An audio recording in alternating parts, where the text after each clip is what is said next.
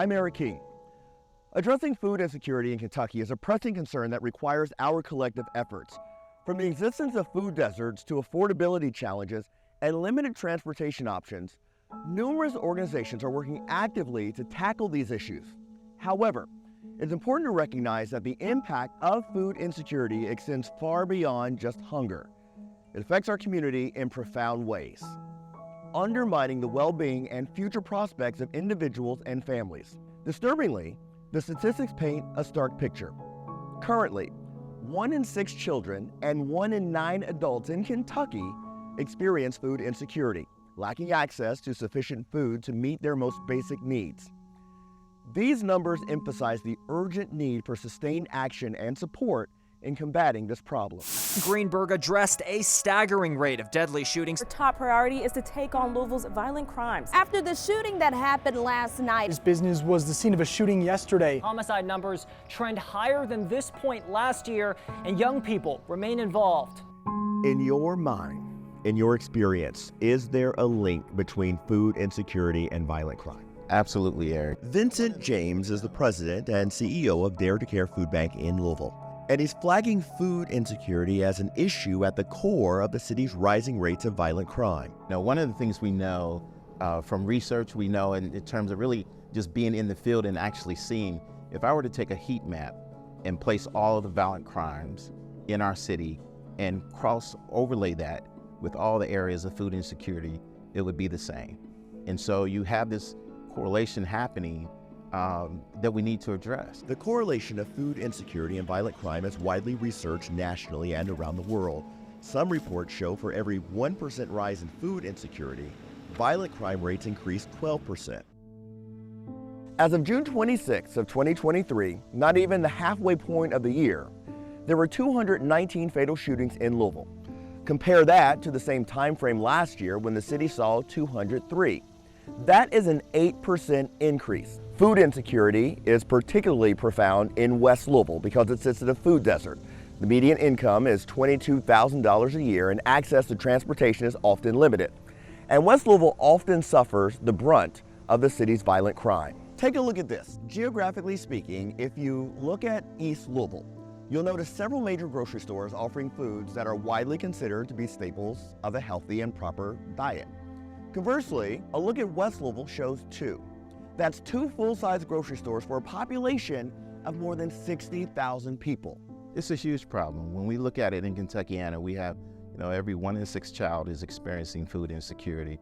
Every 1 in 9 adults are experiencing food insecurity. When we think about the U.S. as a whole, 11% of our neighbors are experiencing food insecurity. It's a huge issue, but yet we don't talk about it a lot. Identifying the problems is easy. Identifying and executing the solutions is much more demanding. What's certain, no solution will be found until there's a widespread understanding of how we got here. For that, we have to address redlining. Redlining refers to the systemic denying of various services to specific neighborhoods, often based on race or ethnicity, primarily in urban communities. The real-world application of that were national policies that guaranteed federal-backed loans to white people and legally refused loans to black people and anyone else who chose to live in or do business in black neighborhoods.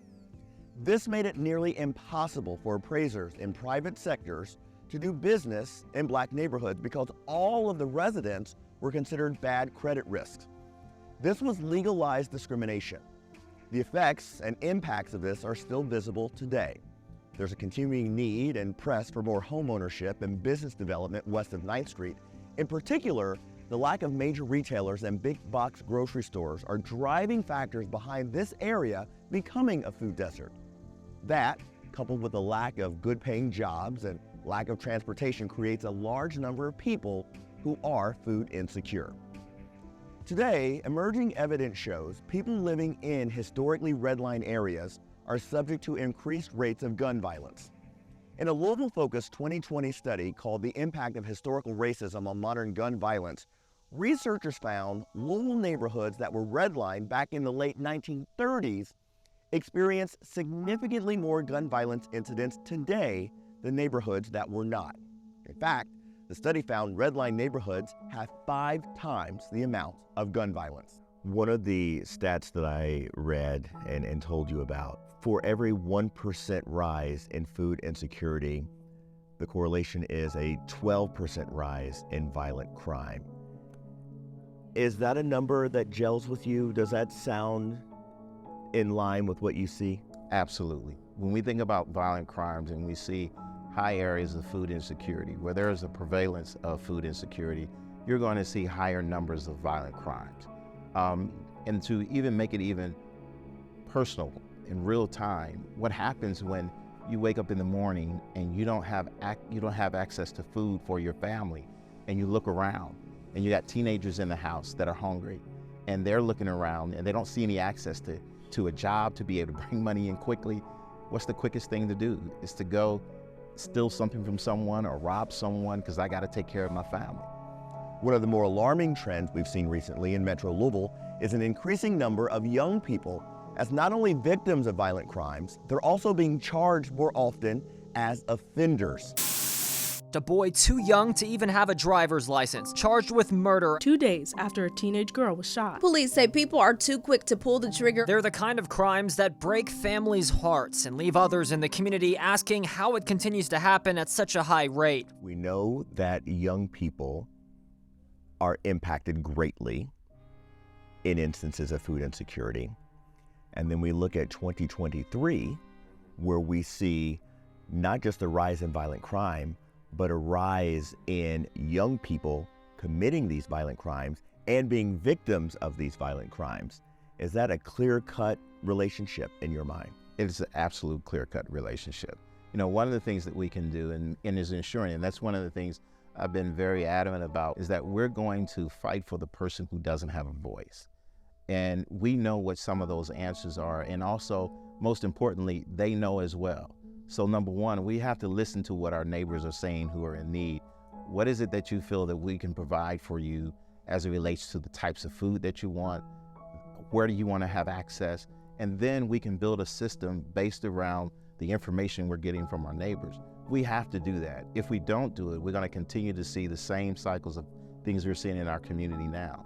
And if we can interject, opportunities for every family, no matter what zip code you live in, to have access to food, we will see violence decreasing in communities that we haven't even seen the numbers. If you think about a violence prevention strategy, providing food is a violence prevention strategy. It's a topic that has the attention of students at Wagner High School in St. Matthews. Our school is home to many West End kids because that's their reside school. So I feel like if we're at a school where most of the kids are living in a food apartheid, if no one else is doing anything to fix it, then we should definitely be doing it. These are students from the school's Black Student Union.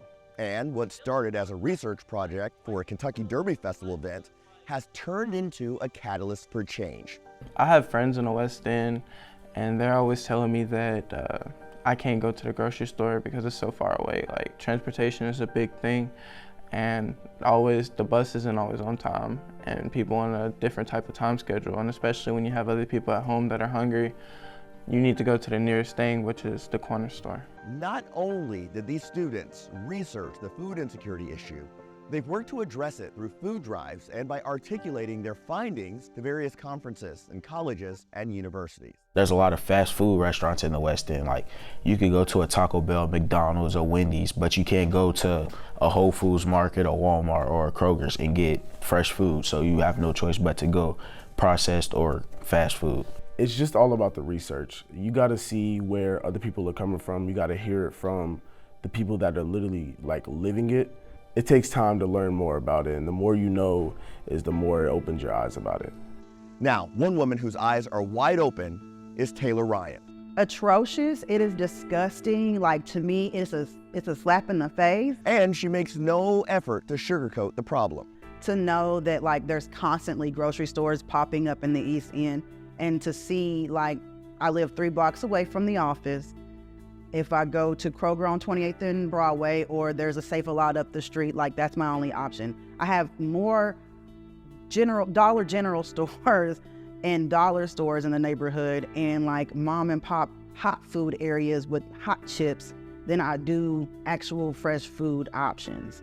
And so If we weren't here, I don't know what fresh food options this surrounding neighborhood would have. Ryan is the founder and executive director of the local nonprofit Change Today, Change Tomorrow, fighting for food justice and public health in West Louisville.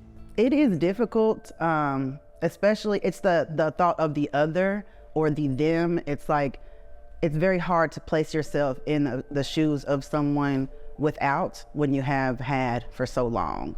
When you have never had a moment, even when you were in college and you thought you were struggling, like you've never had a moment that was the same as how am I gonna feed my kids? How am I gonna pay this bill? And how am I gonna get to work? You're talking about desperation. Oh, absolutely. This is scarcity is what I call it navigating scarcity, because we don't have a lot. And what Black people and poor people do is we're very resourceful. And that could mean leaning on other people, or that could mean taking what you need. It may be hard to accept the word scarcity in this context because options do exist, but it's the resources available at these stores that are causing concern, not just among people living in food deserts, but also those who lead them, like Metro Councilwoman Donna Purvis. It is not of their conscience, but it is of their financial interests. Purvis represents District 5, which includes Chickasaw, Shawnee, Portland, and the Russell neighborhood. And specifically, she's talking about a group of 13 franchise Family Dollar stores, all located in Louisville's West End, that as of August of 2023 have applied for liquor licenses. They target poor areas to come in. They prey on communities that are weak. Jackie Floyd is a well-known community leader in West Louisville's Russell neighborhood, where she says there are nearly 24 liquor stores already, all within blocks of Family Dollar stores.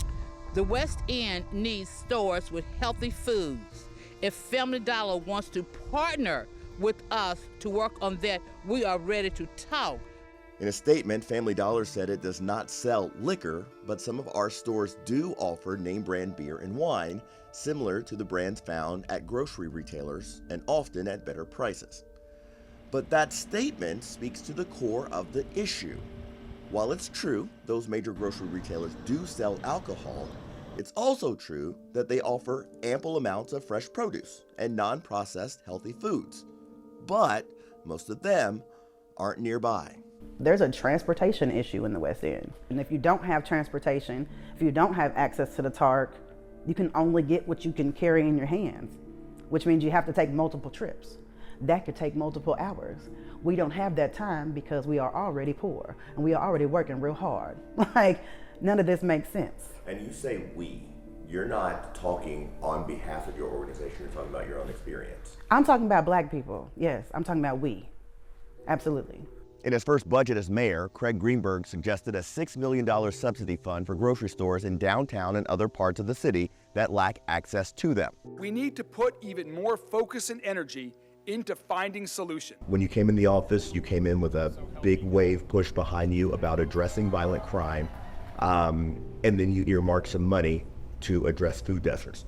So first, do you, in your mind, see a correlation between those two things? Absolutely. We are focused on short and long-term solutions to reducing violent crime and improving public safety across our entire city. And I believe that improving food security for everybody is one of those long-term solutions. When people are hungry, they're desperate, they might make decisions that are not good for themselves or for others around them. When people are hungry, they're not as healthy. And again, that leads, they can't learn as well. And when you don't learn as well, that impacts the opportunities that you have from an educational and from a career perspective.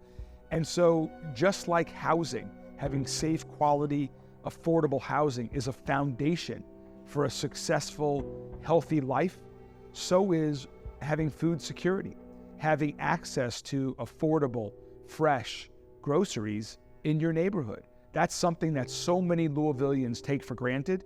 And those who don't have that opportunity are being left behind. And that's simply not right.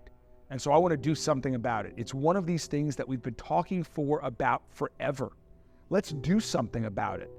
And so my budget proposes $6 million to create a new fund to help support having new grocery stores in communities across our city that currently have they're experiencing food insecurity, that don't have access to fresh, affordable, healthy foods, whether that's downtown, whether that's one of the 9 neighborhoods of West Louisville, whether that's in South Central Louisville, whether that's in Smoketown or Shelby Park. These are all neighborhoods that need more grocery stores, and we want to help do something about it. That $6 million was later reduced by the Metro Council.